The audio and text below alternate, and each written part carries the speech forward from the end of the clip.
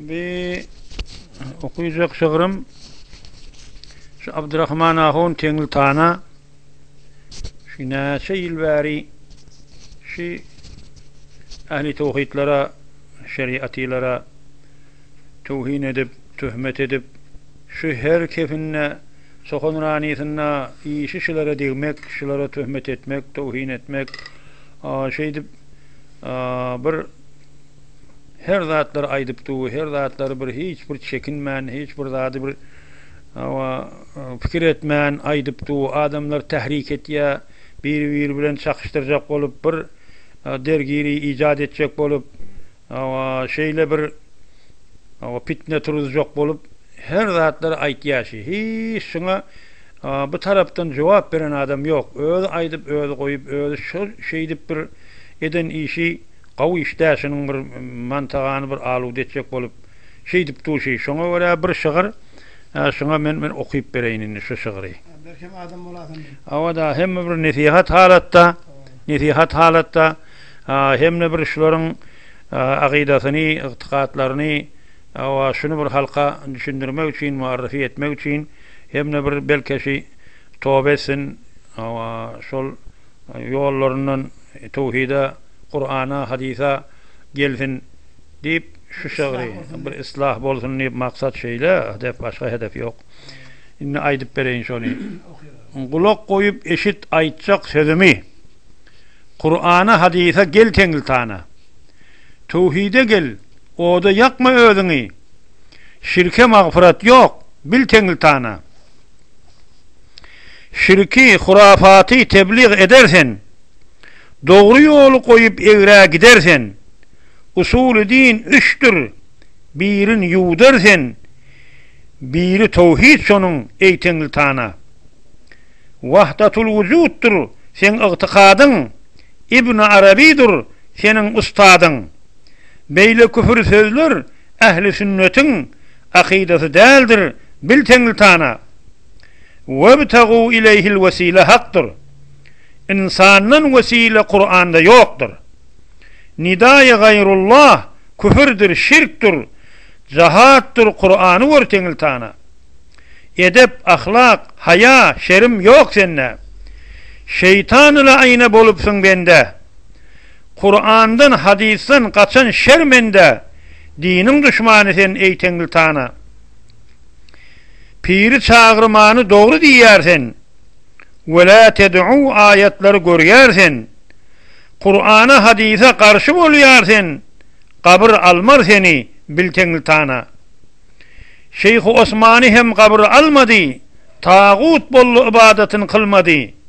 Özünü çağırttı, toba gelmedi, ibret al haberdar bol Tengil Tana. Muvahhidlan yolu Kur'an-ı sünnet, senin baryan yolun şirk bilen bid'at. Awwal özüň dogry ol, ey ehli bid'at, halka tevhin etme, sen Tengil Tana. Tahrif etýän magnysyny Kur'anyň, kıyamatda niçik bolar sen halyň? Tahrif etdi dini senin bu kalyň, dilin oda yanar sen Tengil Tana. Sevap tayin edip mevlide devre, haram taamlardan semridi gövre. Getiriyen delilin gelmeyar uğra, 4 zattan delilin yok Tengil Tana. Gumra senin özün taksirlan bilen. Tevhidi terk edip Osmani bolun. Batıl baryan yolun, iyizine dolun. Allah'ın azabından kork Tengil Tana. Taksirlan milleti aldap öttüler. Ilmini, dinini dünya sattılar. Milyarlarca pul koyup gittiler. Ahmak bolma, düşün sen Tengil Tana. Bir taksirin Yusuf peygamber bolup, 11 kase bilen bir demkeş görüp, o bir taksir onun dişini yorup, mevlid deyip yoruptur bil Tengil Tana. Yalandan diş görüp merdumi aldap, halkı çapmak için boldunuz kezzap.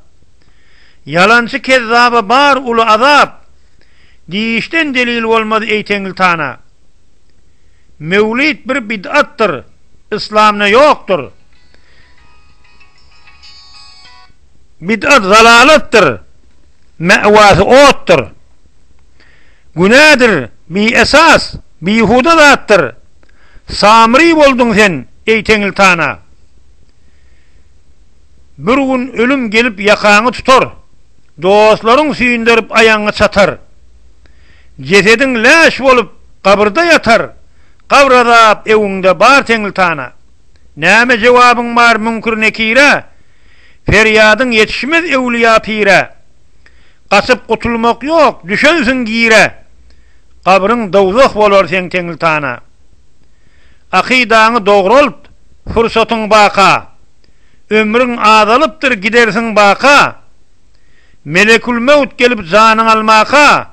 Muvahhid bol, toba gel teňil tana. Rebi'a çağırman Resulullah'ni.